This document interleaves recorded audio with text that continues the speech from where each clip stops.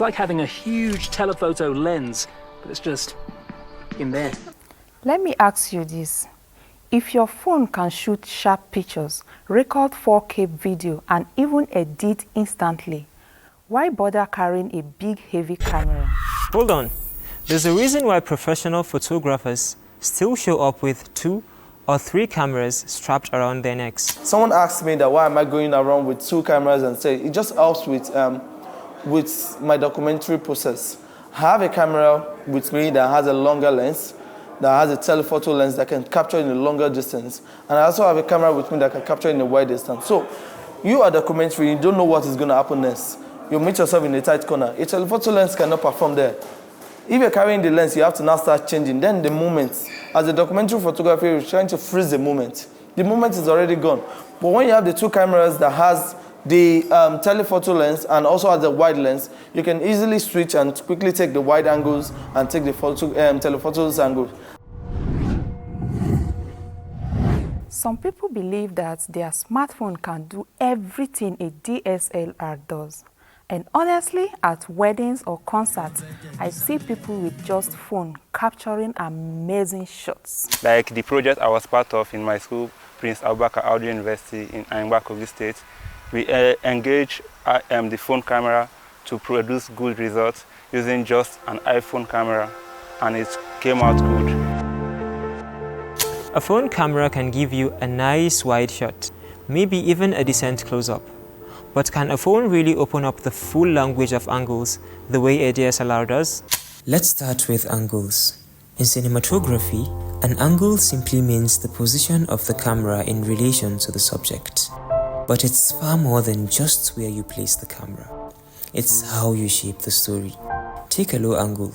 It makes a subject look commanding, towering above us. A high angle, on the other hand, weakens them, making them look small, almost fragile. A handheld shot creates tension and chaos, while a smooth tracking shot brings elegance and calm. But remember, this language of angles wasn't born yesterday. Photography itself, it's a combination of light and drawings. That's photography. The graphics is like a drawing part of it. The photo part of it is light. So that is to say that anything photography cannot come into existence without light. Photography started with massive box cameras in the 1800s. Then came film reels, DSLRs, and now phones with multiple lenses squeezed into something thinner than your palm. Each era didn't kill the one before. It layered on top. That's why the conversation isn't really phone versus DSLR, but how each tool has evolved to tell stories differently across time. Just the type of camera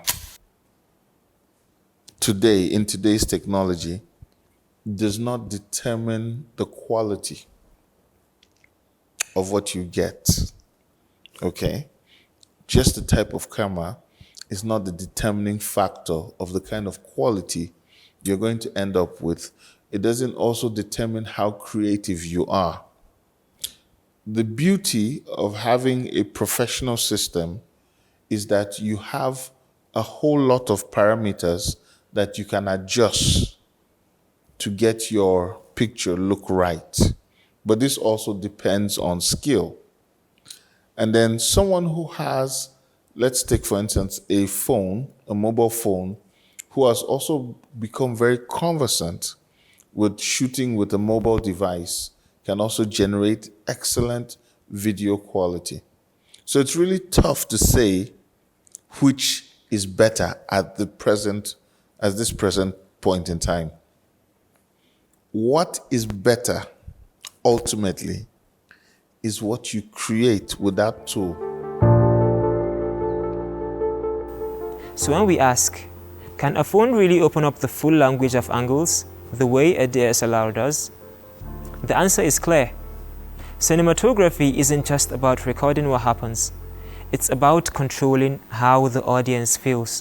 Imagine you documenting a very dark room event, right? As much as possible, you're trying to ensure that you're not missing out the ambience of that situation. You're not turning a dark room to a light room. So with this kind of cameras now, and with the functionalities of the lens, you'll be able to document them in such a way that you're keeping the ambient. Because as your documentary photography, you're telling a story. You're not coming to put a different scenario into a particular situation. You're trying to tell the story of that scenarios and showcase those things. That's something professional gear gives you with precision, while the phone often gives you only convenience. So let's face it, don't you think convenience is king? I mean, I can shoot, edit, and upload in minutes. My phone is always with me. Isn't that enough for today's content-driven world? And convenience has now evolved into intelligence, hasn't it? Phones today don't just capture, they think. Imagine this: your shaky hands, AI stabilizes them. A dark room, it brightens it. Need a cinematic blur? Done in seconds. It can even suggest the best angle automatically. Sounds impressive, right? Almost like the phone has now become your co-director, making choices you didn't even realize you were making. Over time, the mobile devices have gotten really, really, really, really nice. So today, even with the event of AI, with the event of other forms of technology, you can see that mobile devices give out very high quality. Now, think about the lens. It's simply what shapes how the camera sees the world, isn't it? Wide, telephoto, macro, traditionally make you carry heavy, expensive lenses for each of those effects. But my phone, it has them built right in. A wide lens for landscapes, an ultra-wide for group shots, a telephoto for portraits, and even a macro for those tiny close-ups. Amazing, isn't it? That's why so many people today feel like one phone in their pocket can compete with a bag full of DSLR gear. But tell me, if the phone can now think, choose, and even enhance for us, who's really in charge? The storyteller or the technology? I will always want to shoot on manual focusing because I will have a total control of adjusting the focusing belt. If you know that these are the nitty-gritty of your camera or what you are to do, you will come out with a perfect, good, clean picture. Then there's the hidden factor, file size. Phones compress video heavily to save storage. Good for quick sharing, but you lose depth, shadows, and highlights that could be recovered in editing. DSLRs, on the other hand, capture in RAW gigabytes of data for just 1 minute of footage. Why? Because professionals need the freedom to color grade, to pull detail out of darkness, to push brightness without destroying the image. As phone is evolving, cameras are also evolving, right? As the phone, now you can take a phone pictures and say you want to blast it on a billboard. Yes, you can manage it. You can get to somewhere on the billboard, but it won't give you the same quality as the camera would do. Because now we have like cameras that can give you as high as 50 megapixel, 80 megapixel, 100 megapixels. And those are the things that when you post them on a very large canvas, you still maintain the quality. Cinematography isn't about saving space. It's about saving every possible detail, because those details carry emotion. So the two things, when you're looking at a camera, the first question is, what exactly do you want to do? The second question is, what is your creative process? And maybe the third question would be, what camera do you have available at the point you want to execute that creative process? Or camera, whether you're shooting a movie, you're doing a documentary, or you're just doing some level of documentation, all camera work is but an art. So it's important that everybody should find what tool they have available to be able to create. At the end of the day, whether you shoot on a DSLR or a phone, it all comes down to this. How do you share it with the world? Do you go live on air through broadcasting, or do you push it online through streaming? This is where the real battle begins. Are you a tech enthusiast? Perhaps you want to know more about the devices and gadgets you use. Tech Mode will bridge that gap. Connect great minds while exploring everything about technology as it concerns you. It is Tech Mode. Tech Mode is unlocking your tomorrow today.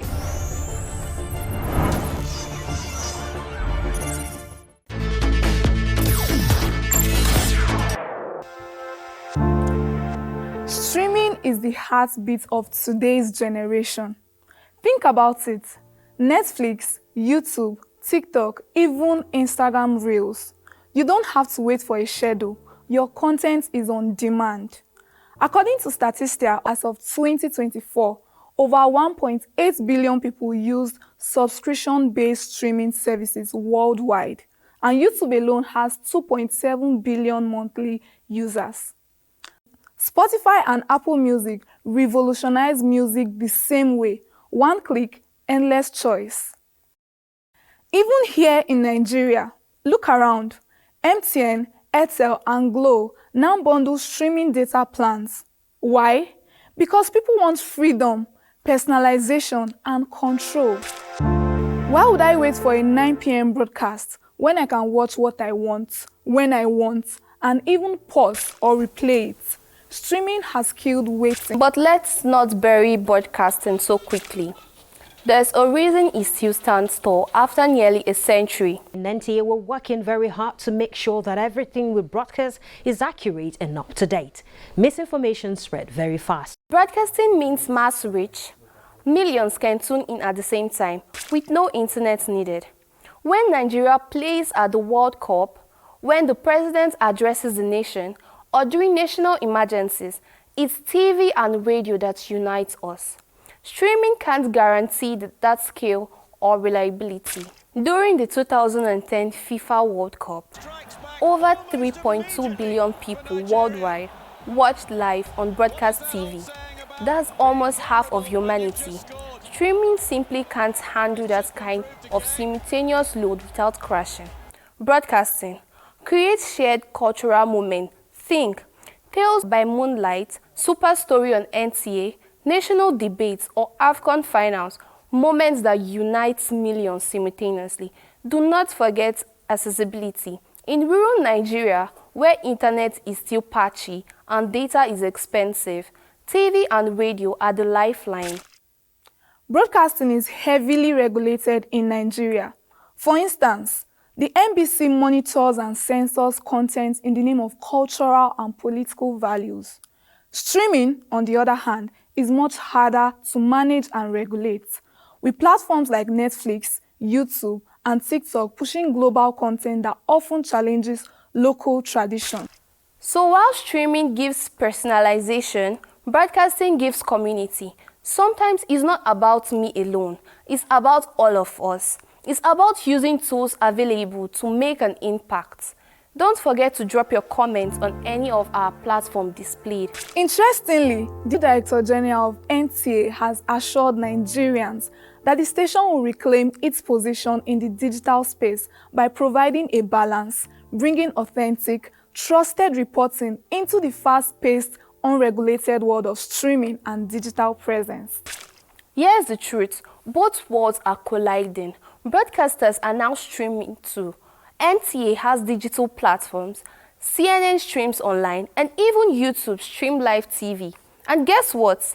Streaming platforms are starting to invest in broadcast quality production. The real question isn't broadcasting versus streaming, it's this.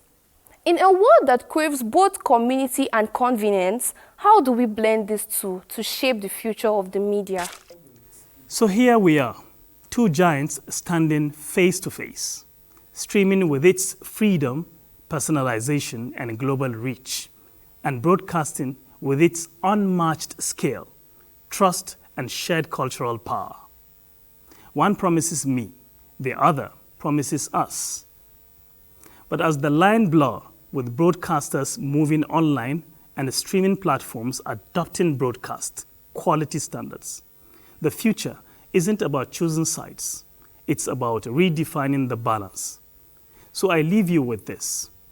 If streaming is the heartbeat of this generation and broadcasting is the backbone of our culture, what happens when the heartbeat and backbone clash? Will one survive, or will a new hybrid media world be born? Matthias, take this from here. Thank you. In the studio with me today, I have two amazing young Nigerian individuals who are currently changing the narrative in the Nigerian tech space. They are working on something I think is truly amazing. So let's hear from them. What is Scholara and what does it do? Okay, thank you very much for the question. So Scholara is an AI-powered study tool built for Nigerian and African students. It's designed to help students improve their learning performance, help them practice smarter, and also help them prepare for examinations like JAMB and university assessments. Okay, you said AI. Yeah. Tools like Google Gemini and ChatGPT, students can use them for those things. So how is Scholara different? So the issue with tools like ChatGPT and Gemini is that they will give you generic answers when you use them. That's one of the solutions we tackled, or that's one of the issues we tackled with Scholara. We built it with the Nigerian and African context in mind, so that when students use it, whatever answers they get are in line with the African context. Also, when using tools like ChatGPT and Gemini, you have to learn prompting. With Scholara, we've already tackled that from the back end, so there's no need for a student to go through a learning curve in order to use the platform. They just have to come in and ask whatever questions they want to do. Yeah. Okay. So let me throw this question to you, Mr. Tama. Learning curve and generic answers, are this what inspired Scholara? Well, I mean, beyond that, Scholara, the product that's born out of our personal experiences, really. Personally, we've been exposed to academia for a very long time, right? Based on the fact that my mom is a teacher, or my partner's and dad is a lecturer as well. So we've always had these conversations, right? And also, after uni, I did a brief stint as a tutor in a private school, and I was able to see firsthand some of the challenges that students were facing, even for teachers as well, which also tackled in a different product. But, you know, on observing the challenges in Nigeria and then comparing that to the one of the UK where we schooled, we were able to see some loopholes and how we can actually plug those holes with a product like Scholara, and that's how Scholara came about, really. Okay, let's talk technical aspect. How was Scholara developed? So myself, I'm a product designer. We were able to put up a small team of an engineer and a designer, and with our team, we actually leveraged AI a lot as well. So with our team and AI, we were able to build Scholara, and really we leveraged AI so much that within a week, in less than 2 weeks, we've already built the whole product, and yeah, that's where we are today. So Jami, what kind of feedback are you getting from your users about Scholara? Yeah, wonderful feedback. So in our first week of launch, we had over 300 users. We had comments from law students, from medical students, praising our quiz tool because you can upload a lecture material and you get feedback and you can chat with your material. We've also gotten positive feedback from engineering students praising our flashcard feature where they can upload a material on it and it helps them memorize terms for them to learn. Yeah. And what about Reach? Are you planning any collaborations? Or? Yeah, currently we are in talks with some government of Nigerian government and some NGOs, right? And obviously very soon we're going to announce some partnerships to really help scale the product and reach more students across Nigeria. All right, so we're looking forward to that. So how can we now access Scholara today? Okay, currently you can access Scholara by visiting www.scholara.ng. So it's currently a web app, but like we said, the mobile app is in the pipeline and it will be available on Play Store and App Store very, very soon. Thank you for your time, Tama and Jami from Scholara. To our viewers out there, you can see these two young individuals coming up with homegrown solutions to our problems using AI to close the gap in education quality in Nigeria. I urge all of us to follow in their footsteps, and maybe we can make Nigeria a better place. Thank you for your time. Till next time, back to you in the studio. Whether it's your phone or a DSLR, streaming or broadcasting, technology will keep evolving, and we will be here to make sense of it all. We remain your most trusted lens on what's next and what's best for Nigeria. Until next time, stay curious, stay bold, and stay ready. My name is Malami Haruna, logging off.